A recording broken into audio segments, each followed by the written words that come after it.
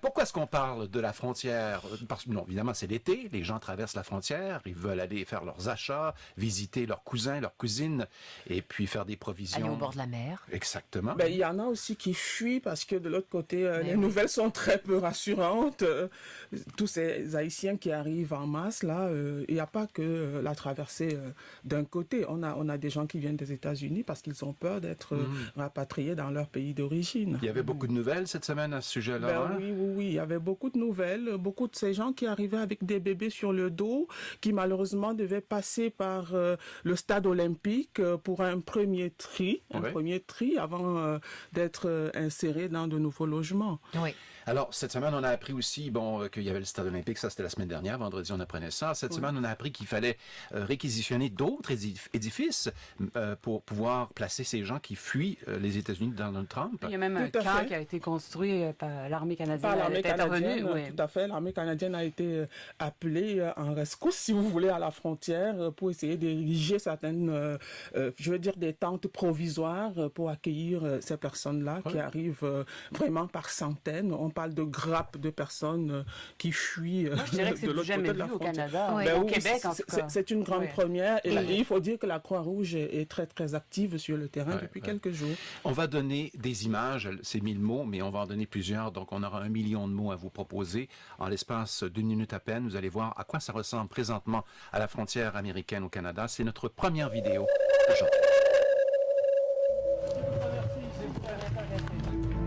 Quelques minutes après, une autre voiture en vue. Cette fois-ci, ils sont 7 et ne nourrissent visiblement aucune crainte vis-à-vis des nombreux agents qui les attendent. Passeport, pièce d'identité, téléphone cellulaire. S'il vous plaît. Sortez ça. 15h30, nouvelle arrivée, 3 personnes. Puis, à 18h, 2 nouveaux taxis. At least 20.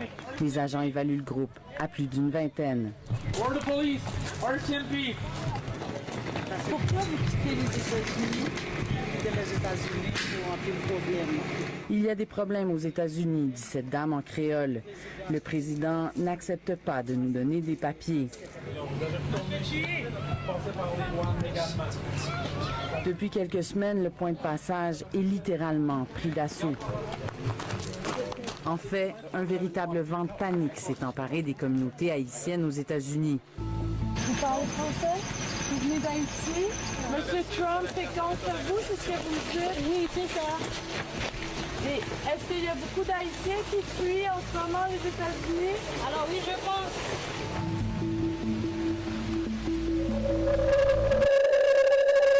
Alors ça, c'est un écho de la crise humanitaire. On va revenir certainement au cours des prochaines semaines. Ça fait partie de l'actualité canadienne, mais évidemment, il y a la réalité estivale. Nous, on passe la même frontière pour profiter de ce qui reste des vacances d'été. Je fais un tour de table ici, l'aspect plus ludique de notre conversation aujourd'hui. Tout à fait. Avez-vous déjà eu peur en traversant la frontière vers les États-Unis, Marie-Claude? Peur... Peut-être à quelques reprises des petites angoisses. Des petites angoisses. Comme par exemple, j'étais allée faire un reportage à Boston sur un navire de guerre, puis j'avais de la poudre d'explosifs sur les doigts parce qu'on avait fait des démonstrations. Puis j'avais peur d'un peu d'être interceptée à cause de ça à la frontière. Quoique j'avais une lettre quand même de l'armée canadienne, mais même à ça, je voulais pas trop rentrer dans ce... c'est ça, dans ces... Donc, il n'y avait pas vraiment de bombes dans Non, vos il n'y en avait pas, mais je sais que j'avais de la poudre. Mais c'est une des questions qui pose. Non, monsieur. Ah ouais. Puis vous, Léo, on vous a déjà interviewé comme ça, gentiment, à la frontière? Oui. Puis en fait, avec mon accent, mon drôle d'accent, c'est toujours... il pose des questions. Mais la pire, ça a été... avant d'avoir la citoyenneté canadienne, moi, j'avais le visa pour les États-Unis. Mais j'ai eu la citoyenneté, j'ai demandé comment ça s'appelle, le passeport. Oui. Puis je passe avec les passeports, puis il m'a dit, vous avez 2 documents officiels, pourquoi? C'est pas moi, je viens d'avoir mon passeport canadien, je sais pas pourquoi ils ont pas effacé l'autre. Il va falloir que vous communiquiez avec... Mais c'est pas moi, c'est vous qui avez fait l'erreur. Vous maintenez, vous êtes en train d'avoir 2 documents, comme moi, j'ai l'officiel canadien. Ah oui. Puis on était une trentaine de minutes en train de discuter avec ça. Puis ils discutent pas très gentiment. Hein? Ouais. C'est des gens qui... c'est tough. Ben oui, c'est une situation assez agaçante. Hein. Anne-Marie Yvon, vous avez connu, on vous a carrément fermé les portes aux États-Unis? On m'a retournée au Canada. Oh.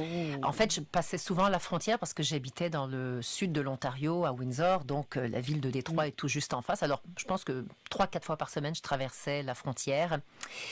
Et puis un jour, j'ai été légèrement impertinente. Mais le ton du douanier m'agaçait. Ben oui. Et là, je lui ai dit que je ne parlais pas l'anglais. J'avais envie de m'amuser un peu, mais il n'a pas trouvé ça drôle, alors il m'a retourné au Canada. Mais finalement, puisqu'à Windsor, il y a 2 passages, j'ai emprunté l'autre passage. Le même jour? Oui, le même jour. Oh. Ils n'ont pas vérifié, il n'y a pas eu de communication entre les 2 postes frontières, donc je alors suis tu passée. t'es faufilée. Ouais. Exactement. Puis voilà. Mais c'est vrai que ils sont pas faciles, n'est-ce pas? Et des fois, ça devient un petit peu agaçant, on commence à s'énerver. Alors, cette journée-là, il n'avait pas été sympathique. Puis moi, je me suis dit, non, il n'y a pas de communication entre nous, il y en aura encore moins. Alors voilà, je ne m'adresse plus à vous en anglais. Moi, je passe la frontière au moins une fois par année, l'été en général. J'étais avec des amis, c'était au mois de juin, et puis un couple bien gentil, ils se sont fait carrément mettre de côté pendant 30 minutes, refus d'entrée. Le copain avait fait un délit, dans un magasin, il avait fait un vol, et il ne l'avait pas dit. Et on lui avait dit, il n'y a pas de danger, il n'y a pas de problème, c'est un petit poste frontière tout petit, alors il n'y a pas de problème, il ne pose pas de questions. Ça a changé maintenant, sous Trump, l'an dernier, il n'y avait pas de problème. Là, ils ont tous les appareils, ils ont scanné mon passeport, ils regardent, ils prenaient des feuilles, les empreintes digitales, ils étaient vraiment équipés comme j'ai jamais vu. Alors, le monde change. En fait, ce qui est terrible, c'est que dès qu'on arrive là, on se sent un peu comme des criminels. On n'a rien fait, mais déjà, on se sent coupable de n'avoir rien fait. Et vous avez parlé tantôt de scanner votre passeport. Moi, j'ai traversé la frontière par les airs. Et généralement, ils vont scanner votre corps pour aller voir si vous ne cachez pas d'objets dangereux et tout ça. Donc, il y a toutes sortes de fouilles, vraiment avec les questions, les enjeux reliés à la sécurité. Léo se préoccupait, il se disait peut-être c'était mon accent, je ne suis pas capable d'imiter votre accent, inimitable. Mais ça, les Québécois, même les Québécois pure laine, ont de l'angoisse, n'est-ce pas? C'est pas de la peur, c'est de l'angoisse. Puis en plus, ils demandent des questions bizarres. Est-ce que vous portez des armes? Puis on dit, non, il ne peut pas être en train de me poser ces questions-là. Puis on doute. Puis pourquoi vous doutez? Parce que non, c'est ça, ils te font douter là. C'est parce qu'ils veulent avoir une réponse immédiate. Dès que vous prenez une seconde, ils se disent qu'il y a quelque chose. Il cache quelque chose, il faut aller fouiller, il faut chercher plus loin. Alors quand on vous demande si vous avez un casier judiciaire, vous répondez oui tout de suite. Là, non. C'est une cause. C'est ça. Écoutez, voici 2 Québécois pure laine, comme on dit l'expression québécoise. Eux autres. Ils ont tenté de passer et ça s'est terminé par une fouille de 10 minutes. Voici l'incident, vidéo numéro 2 de la journée.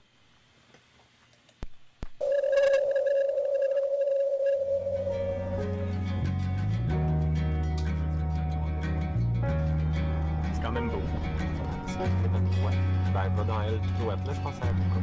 Puis lui, c'est I'm not afraid, mais moi, c'est I'm afraid of the border. Hi, how are you? Two dogs, 2 adults. Yep. Yeah, I do. What's going on today? Where are you guys going? We're going to Chicago. Why are you going to Chicago? We're on a big American road trip. So we're going to Chicago, then Yellowstone, then we're going back to Canada, and we hope to spend the winter in the US. Alexander? Yeah. What do you do for work? I'm a mortgage broker. You do that in Canada? Yep.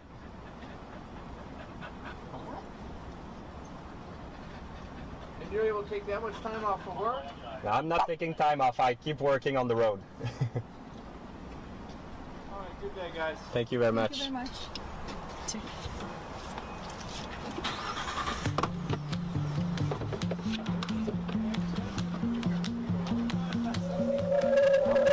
Alors voilà, Et s'ils ont été fouillés, c'est parce qu'apparemment, ils travaillent, ils craignaient que cet individu qui puisse travailler comme ça sur l'Internet à distance se rende aux États-Unis pour y effectuer du travail. C'est l'une des choses qu'ils surveillent le plus. Clandestin, en fait. C'est ça, exactement.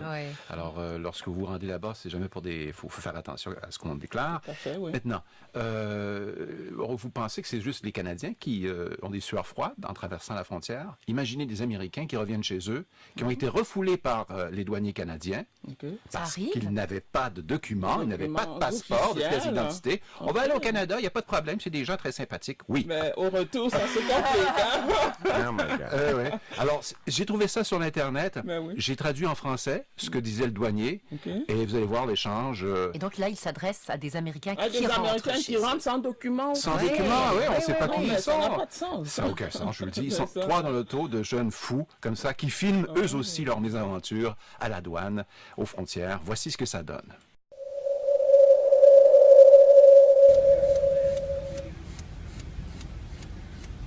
Reason you're recording this? It's our right. It's my right to record this for our safety and For your safety? yeah, just in case. What's it? Just in case to document this. What document? Just to document That what's you guys happening. went to Canada? We never You went didn't to. have the proper paperwork? We never went to Canada. You did, because once you got halfway across that bridge, that is Canada. So, you could document all you want. You're actually in violation of a law. It was enacted 4 years ago that requires RFID or a passport, which you are in violation of. So you can tape all you want. Yes, sir. Where were you born? Where was I born? In Mineola, New York. U.S. U.S. Born U.S.? United States. Born U.S.?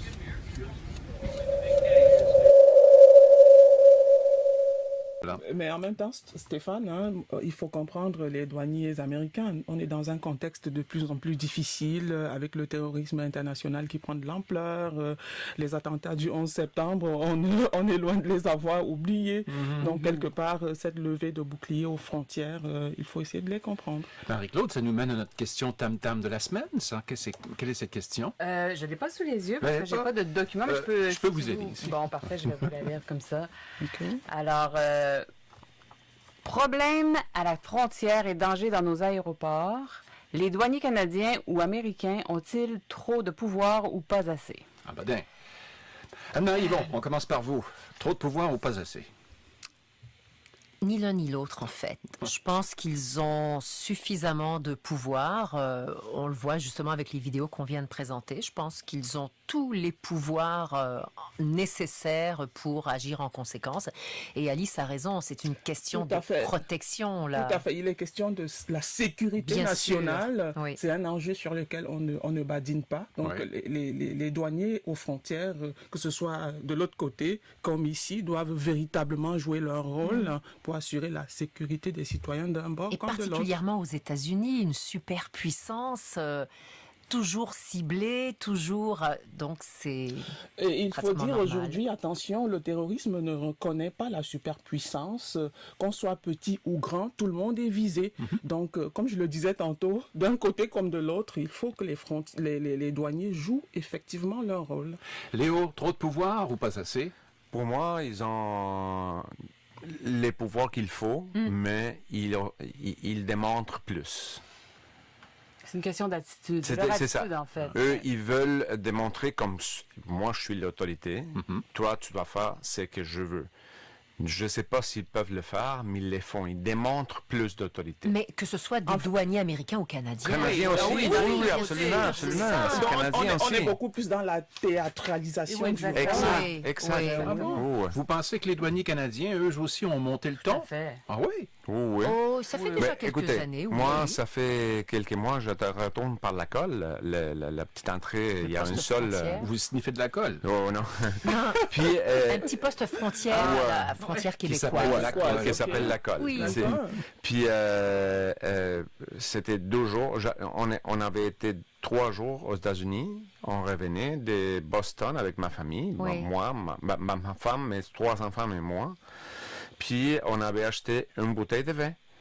Puis il m'a dit, et comment est-ce que je sais que vous étiez plus de 2 jours à Boston? Mais là, c'est votre ordinateur? Ah, oui. Non, j'ai besoin d'un reçu. D'un reçu par exemple, de l'hôtel. Puis moi, j'étais comme, comment, bon, ok, je peux montrer mon téléphone. J'ai montré le check-in pour le téléphone, mais la prochaine fois, imprimez ça. Si vous allez dormir chez des amis aux États-Unis, si vous allez coucher chez des gens que vous connaissez. C'est ça le problème. Tu vois, ils demandent des choses qu'on ne sait pas parce qu'ils ne savent pas. Mais c'est sûr que des fois, ils en font un peu trop. Là, parce que... Un reçu pour l'essence, je pense qu'en général, ça aide à documenter le passage. Tout à fait. Donc, un conseil pour la prochaine fois, quand même, soyez avec vos papiers et pas un sans-papier. Tout à fait. Sans les petits papiers. L'été dernier, on m'a... Regardez tous les petits détails. C'est ça. Vos reçus, les différentes factures. Je suis étonné de la description que vous faites du douanier canadien, parce que l'été dernier, je suis allé aux États-Unis chercher de l'insecticide naturel sans ingrédients, c'est pas vendu au Canada, sans ingrédients chimiques, chez Walmart, à une trentaine de kilomètres de chez moi. Et on m'a accusé 2 fois d'être un criminel à la frontière. J'ai quand même passé, j'ai réussi à passer à travers. Et en revenant, on m'a demandé, le gars, on m'a même pas regardé, très sympathique, et on m'a dit, allez, combien d'heures vous êtes passé là? 2 heures. Vous avez apporté quoi? Des caleçons et puis de l'insecticide. Oh, quelle histoire! Oui, j'ai pas eu à monter mes caleçons. Pas fouillé vos affaires, non! Vos caleçons. Voici à quoi ça ressemblait. Voici une autre vidéo. C'est typique. Moi, je pensais que c'était l'expérience de tout le monde. Voici. Oh.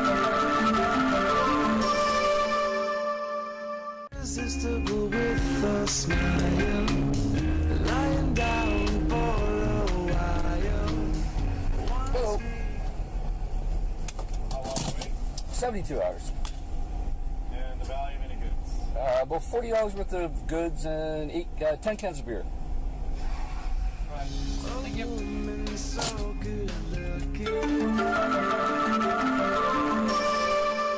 Alors, voilà comment ça se passe. Oui, je pensais que c'était vous dans la vidéo.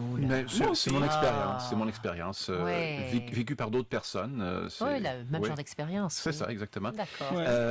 Je voulais vous demander, j'ai un autre jeu questionnaire aujourd'hui. On sait que Chantal a été la championne. J'ai noté. Oh, mais je suis pas très bonne là-dedans. Une chance de vous rattacher tous. Et avant qu'on fasse le jeu, ça va, Léo, il n'y a pas de problème technique? Oui, il y a toujours des problèmes techniques. Mais c'est quand même bien dans l'ensemble. Mais vous voulez pas ça pour me démoraliser? C'est ça. On n'est pas comme les douaniers, on n'intimide pas, nous. On rend les gens à l'aise. Il faudrait qu'on prenne un cours d'intimidation. On détend l'atmosphère. Allez, on détend l'atmosphère. Très bien. Tout le monde est à l'aise. Sans souci. Voici le jeu questionnaire. La plus petite frontière commune entre 2 pays, c'est où exactement? Entre quel pays et quel pays? La plus petite frontière. Aïe, aïe, aïe, la plus petite. C'est tellement petit que ça passe inaperçu. Peut-être entre les 2 Guinées. Entre les 2 Guinées en Afrique? Oui. Guinée qu'on a créée, Guinée. C'est pas un pays? Non, c'est très... Non, on parle d'à peine 1 kilomètre. D'à peine 1 kilomètre. 1,2 kilomètre. L'Espagne. Ok. Et le Portugal ou l'Italie? Non. Ah non, là c'est trop loin. Entre la France, non. Entre la France et l'Espagne, non. Non. C'est plus large que ça. L'Espagne, Angleterre. Les camps. Non. Ben voyons donc. Un territoire anglais qui est accroché à l'Espagne, volé par les Anglais, dispute entre les 2 pays depuis un bon bout de temps. James Bond, on a filmé un film au-dessus de ça. Gibraltar. Le détroit. C'est lui qui gagne. Le détroit. Inutile d'insister. C'est lui. Bravo Léo. Salut. 1 kilomètre et 200 mètres. Ah ouais. Mais il y a encore plus petit apparemment, et moi je vois pas comment c'est possible, entre le Botswana et la Zambie en Afrique. C'est 150 mètres, la frontière commune entre les 2 pays. Zambie. De quoi mettre au moins 2 gros douaniers américains. Oui, ben, on apprend des choses. Alors, est-ce que tout va bien techniquement pour la présentation de notre dernière vidéo? C'est qu'est-ce qui se promène? La caméra. On n'a plus qu'une caméra. Une caméra, puis on se promène. Moi, je dis tant qu'elle a une, c'est la vie. Ça va bien. Non, pas trop proche, s'il vous plaît. Je Alors, pas. une autre vidéo? Oui, c'est parce qu'on avait dit qu'on avait les secrets. Comment passer la frontière sans papier, même aujourd'hui, là. Oui, Sans papier. des notes. Sans papier. Non, c'est pas sérieux. Mais vous ne pouvez pas vous arrêter. Ah. Vous avez le droit de passer, mais sans vous arrêter. Ah bon? C'est à la frontière du Québec, avec une petite ville. J'ai trouvé ça a été mis en ligne cette semaine par un Français, un touriste français qui vient là, passer chez nous pour montrer au reste de la planète comment s'y prendre. Je pense que vous pourriez arrêter, mais je ne sais pas ce qui se passerait si vous, à un moment où vous mettriez le pied par terre. François Legault a eu raison cette semaine de dire que la frontière est devenue une passoire. Eh oui. Vous pouvez lui envoyer la vidéo pour qu'il mette ça dans l'épreuve vidéographique. C'est ça. On regarde. Aujourd'hui, lendemain de l'arrivée, je viens de prendre mon petit déjeuner.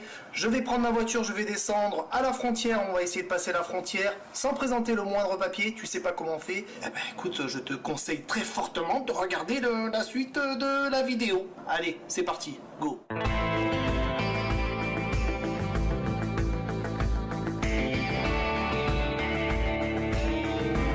Je me trouve à Stansted, dans le sud du Québec, à la frontière avec Derby Line qui se trouve dans le Vermont aux États-Unis. On va pénétrer. Voilà les amis, après le virage, tout ce qui se trouve à ma gauche se trouvera donc aux USA. Tout ce qui se trouve à ma droite se trouve au Canada.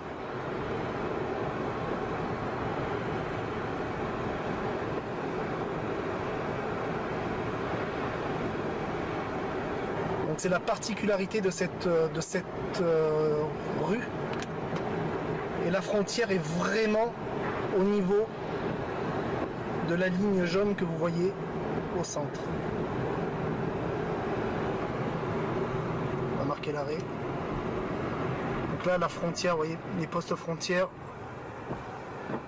Poste frontière américain à gauche. Poste frontière canadien à droite. Donc ça, c'est la particularité quand vous circulez d'est en ouest. Vous vous trouvez au Canada. Alors, découverte pour tout le monde, bien sûr. Mais vous savez qu'il y a des petits villages, justement, j'imagine dans le coin de Stansted. La maison est en partie aux États-Unis, en partie une autre partie au Canada. Américain. Oui, c'est ça, exactement. Donc, les gens vivent finalement dans les deux pays. C'est ça, les toilettes aux États-Unis. Et le lit au Canada, ou un truc comme ça. Dormir tranquille. Ou les pieds du lit aux États-Unis, puis la tête au Canada. Mais pourquoi pas, Anne-Marie? Son mari au Canada. Mais je peux dire que les Français sont très surprenants. Hein? Ils explorent tout, ils découvrent tout et ils viennent nous montrer comme ça au grand jour. Ils viennent nous montrer. Ben oui. Mais non, c'est ça. Il y avait eu des reportages même dans les journaux ici sur ces villages-là partagés entre deux pays. Mais ces gens-là sont de plus en plus embêtés parce que comme évidemment il y a une surveillance accrue, tout le temps, on passe son temps à leur demander leurs papiers. Ça devient de plus en plus compliqué pour eux. Alors voilà, on se quitte là-dessus. Moi, je m'en vais passer à la frontière cet après-midi. J'ai affaire. L'Ontarien retourne chez lui. J'ai un contrat là qui j'attends. Frontière entre deux provinces, dans votre cas? Peut-être. Ben oui. À chaque fois que je passe cette frontière-là, je me dis un jour, on va peut-être avoir un douanier qui va m'arrêter. Pas jamais. Non, mais du coup, vous restez au Canada. Je reste au Canada pour le moment. Ben oui. Mais peut-être qu'un jour, les choses vont changer. Alors, c'est le vous même voulez pays. nous dire que vous nous quitterez bientôt, c'est ça? Ben oui, comme dans une heure à peu près. Il nous quitte. C'est ça. Mais je vais revenir la semaine prochaine. Ben oui, heureusement. Si vous voulez revenir, c'est votre choix aussi. Hein? Oh non, tout. Je préfère rester. J'aime bien ceux qui restent ici avec moi. Désolé Stéphane, je vous suivrai pas. Je suis tout sans papier là, sans documents officiels. Êtes-vous tenté de traverser la frontière sans documents? Il y a beaucoup d'émotions aujourd'hui, beaucoup trop d'émotions. Alors, merci beaucoup d'être venu cette semaine. Chantal? Oh, ben, c'est moi qui vous remercie de m'avoir invité, Stéphane. Maintenant, vous pouvez venir quand vous voulez. C'est votre émission. Hein? Merci. Anne Rivon? J'avais juste un dernier commentaire avant de vous quitter. Pour les Mohawks, par exemple, il n'y a pas de frontière. Qu'on soit au Canada ou aux États-Unis, les communautés Mohawks sont sur leur terre, sont ni au Canada ni aux États-Unis, mais sont sur leur territoire. Le territoire a été divisé un jour par une frontière. Alors la frontière, qu'est-ce qu'ils font? Ils montent leur passeport Mohawk? Ils n'ont plus le choix, mais normalement, en fait, passeport Mohawk, il n'y a pas de passeport Mohawk, mais de documents, oui, mais en réalité, pour eux, il n'y a pas de frontière. Il n'y a pas de frontière. Ils sont chez eux, la terre appartenant aux premiers occupants. Ils sont chez eux. On fera un reportage un jour là-dessus, tiens, plus précisément pour voir comment se déroulent les déplacements pour eux. Très bien, bonne idée. Merveilleux, Marie-Claude, à la semaine prochaine. Léo Gimeno, fantastique. Merci pour les erreurs techniques. C'est toujours un plaisir. À la semaine prochaine. Salut.